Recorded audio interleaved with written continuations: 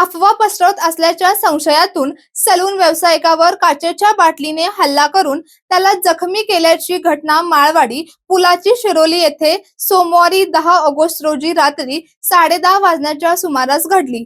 हल्ल्यानंतर आरोपींनी सलून मध्ये घुसून फर्निचर, आरसे व अन्य साहित्याची तोडफोड केल्याचे समोर आले आहे। या प्रकरणी शिरोली MIDC पोलीस ठाण्यात दोघांविरुद्ध गुन्हा दाखल करण्यात आला आहे। याबाबत पोलिसातून मिळालेली अधिक माहिती अशी की शरद उमेश सूर्यवंशी, वय वर्ष 38, राहणार माळवाडी शिरोली पुलाची, हे सलून व्यावसायिक आहेत। आरोपी संदेश आवळे व अभिषेक शिरगावकर यांना ते ओळखतात।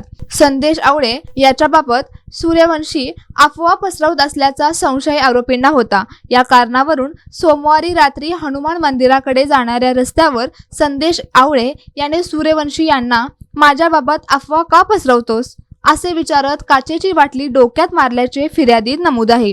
त्यानंतर अभिषेक शिरगावकर यानेही त्याच्या डोक्याच्या डाव्या बाजूस कानाच्या वर काचेची बाटली मारल्याने ते जखमी झाले। हल्ल्यानंतर सूर्यवंशी यांनी तेथून पळ काढत घर गाठले, मात्र आरोपींनी पाठलाग करून शिवीगाळ केल्याचा आरोप आहे। त्यानंतर दोघांनी सलूनमध्ये घुसून फर्निचर, आरसे व अन्य साहित्याची तोडफोड केली। तसेच चार्जिंगसाठी ठेवलेला इर्शाद येळापुरे याचा मोबाईलही मिळून आला नसल्याचे तक्रारीत म्हटले आहे। या प्रकरणाचा तपास सहाय्यक पोलीस निरीक्षक सुनील गायकवाड यांच्या मार्गदर्शनाखाली पोलीस हेड कॉन्स्टेबल माने करीत आहेत। गुन्हा दाखल करण्याची कार्यवाही पोलीस हेड कॉन्स्टेबल शिंदे यांनी केली।